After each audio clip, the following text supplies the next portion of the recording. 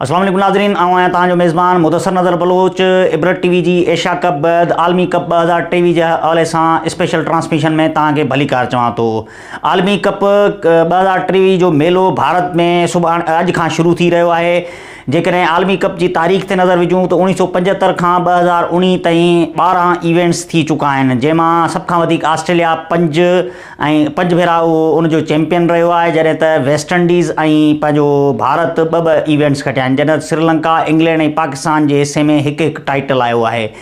हिन इवेंट जे बारे में ॻाल्हि ॿोल करण खां अॻे जेकॾहिं कुझु ॻाल्हियूं कजनि त वेस्ट इंडीज़ जेका 2 भेरा चैंपियन रही आहे, उहा बदकिस्मती सां हिन इवेंट जो हिसो न आहे, उहा क्वालिफायर राउंड मां ॿाहिरि थी चुकी आहे। वरी जेकॾहिं हिन इवेंट में आगाज़ जी ॻाल्हि कयूं त अॼु दिफ़ाई चैंपियन इंग्लैंड ऐं न्यूज़ीलैंड जो मुक़ाबिलो आहे।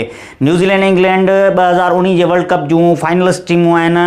2019 जो वर्ल्ड कप शायदि कंहिंजे ज़हन में हुजे या कंहिंजे ज़हन में विसरी वियो हुजे, त तव्हांखे यादि कराईंदो हलां त उन इवेंट जे जेको फाइनल थियो उन में इंग्लैंड पंहिंजी ख़ुशकिस्मती सां मैच खटियो, छाकाणि त न्यूज़ीलैंड बिल्कुलु फेवरेट हुई ऐं आख़िरी ओवर में पंहिंजो एम्पायर जे ग़लति फ़ैसिले जे करे इंग्लैंड चैंपियन बणिजी वियो। बहरहाल उहो माज़ी जो हिसो थी वियो। अॼु जेका मैच शुरू थी रहिया उन में 2 टीमूं मुंहिंजे हिसाब सां टाकरे जूं आहिनि, छाकाणि त गुज़िरियल 2-3 सालनि में ख़ासि तौर ते ब्रेंडन मैकुलम जी कोचिंग में अचण खां पोइ इंग्लैंड टीम जी टेस्ट, वनडे ऐं T20 फॉर्मेट में कारकर्दगी तमामु बहितरीनु रही आहे।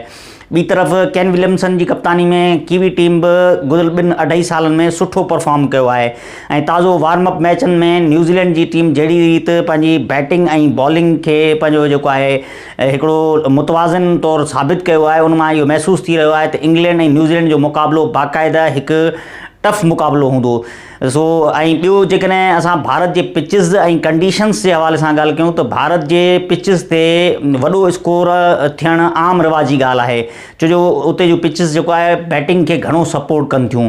उनखां अलावा स्पिन लाइ थोरी घणी मदद हूंदी आहे ऐं पर हींअर जेके वार्मअप मैचिस थिया आहिनि उन में स्पिन लाइ का ख़ासि मदद ॾिसण में न आई आहे, जॾहिं त फास्ट बॉलिंग अटैक लाइ त बिल्कुलु मदद न आहे।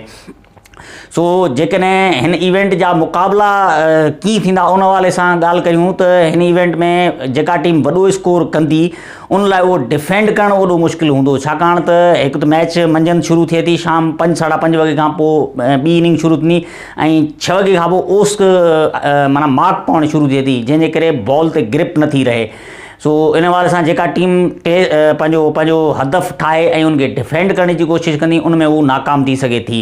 बहरहाल वरी बि ॾिसूं था त हिन इवेंट जा मुक़ाबला कीअं था थियनि। अॼु इंग्लैंड ऐं न्यूज़ीलैंड मैदान ते लथियल आहिनि, सो अचो त मैच खे इंजॉय कयूं था।